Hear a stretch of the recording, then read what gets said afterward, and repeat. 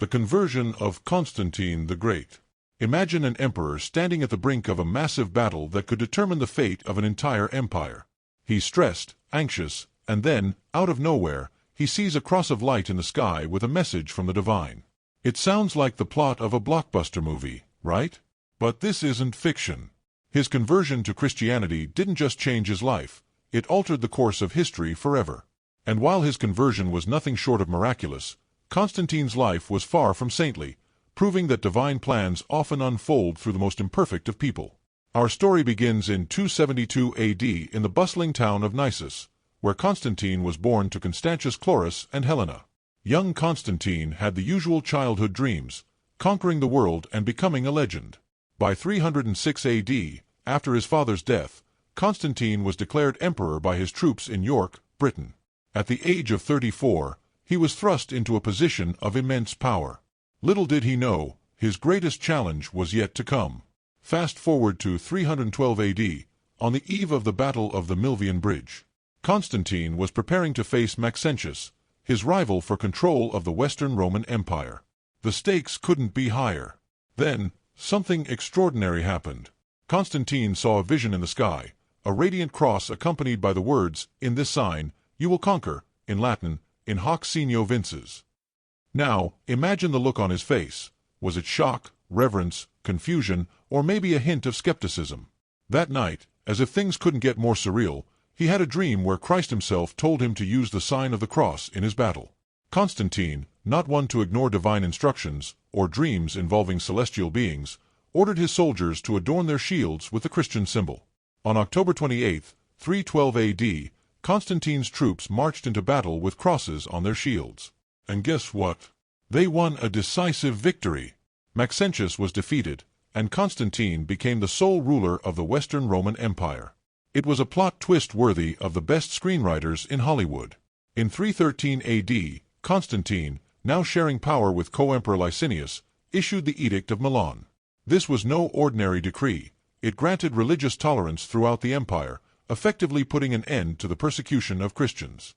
Suddenly, Christianity went from being an underground movement to having the official thumbs up from the emperor himself. But Constantine's conversion wasn't a one-time event, it was a journey. Between 313 and 324 AD, he supported Christianity more openly, building churches and donating to Christian causes. It was like watching a politician today suddenly champion a trending social cause, only with more togas and fewer tweets. However, Constantine's life and reign were far from perfect.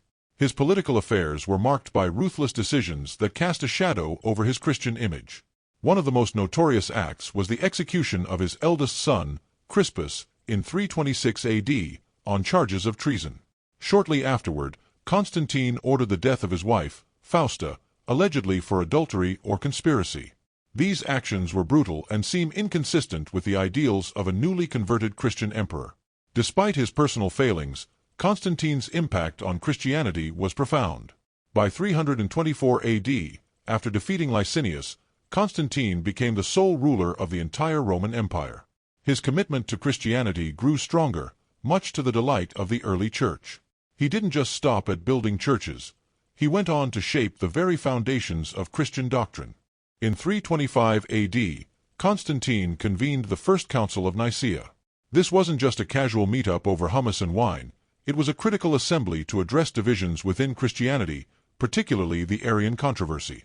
It is called Arianism, or a theological belief that emerged in the early Christian church, named after Arius, a priest from Alexandria. Arius taught that Jesus Christ, while divine, was not equal to God the Father, but was instead a created being with a beginning in time. This view contradicted the mainstream Christian belief in the Trinity, which holds that the Father, Son, and Holy Spirit are co-equal and co-eternal. Arianism sparked significant controversy and was a major topic at the First Council of Nicaea in 325 AD, convened by Emperor Constantine. The council ultimately condemned Arianism and affirmed the Trinitarian doctrine in the Nicene Creed. The council resulted in the Nicene Creed, a statement of Christian belief that is still recited in many churches today. It was like the first draft of the Christian FAQ, aimed at settling theological debates once and for all. Despite his long association with Christianity, Constantine wasn't baptized until he was on his deathbed in 337 AD. His baptism by Eusebius of Nicomedia, a bishop with Arian sympathies, adds a final twist to his complex spiritual journey. Some might call it procrastination at its finest. Others might see it as saving the best for last. Constantine's conversion and subsequent actions highlight an important theological concept. God often works through imperfect people to achieve his divine plans. This aligns with the biblical principle found in Romans 8 verse 28, which states, "And we know that in all things God works for the good of those who love him, who have been called according to his purpose." Despite his moral failings, Constantine's conversion had a monumental impact on the spread of Christianity. Constantine's conversion wasn't just a personal transformation, it was a seismic shift that impacted millions of lives and the future of entire nations. His reign marked the beginning of Christianity's rise from a persecuted faith to the dominant religion of the Roman Empire. Constantine commissioned significant Christian sites, including the Church of the Holy Sepulchre in Jerusalem and the Old St. Peter's Basilica in Rome. He also established Constantinople, modern-day Istanbul, in 330 AD as the new capital of the Roman Empire, which would become a major center of Christian culture for centuries. His influence extended far beyond his death, setting a precedent for future emperors to adopt and support Christianity, thus intertwining the religion with the political fabric of Europe for generations to come. Constantine's conversion is a tale of vision, conflict, and divine intervention. His journey from a pagan emperor to a Christian champion is not only fascinating but also pivotal in the history of Christianity. It's a story filled with dramatic twists and turns, from divine visions to battlefield victories, and from edicts of tolerance to foundational councils.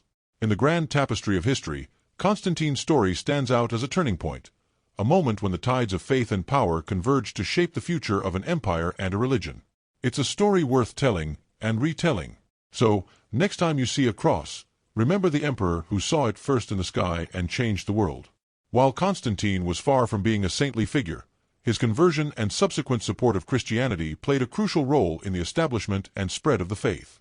This echoes Christ's words in Matthew 16 verse 18, "And I tell you, you are Peter, and on this rock I will build my church, and the gates of hell shall not prevail against it." Just as Alexander the Great's conquests facilitated the spread of Greek culture and language, paving the way for the apostles, Constantine's reign provided a foundation for Christianity to flourish. This demonstrates that even through imperfect individuals, divine plans can unfold to fulfill a greater purpose. Thank you for watching. Please subscribe to this channel. I'll see you in the next video.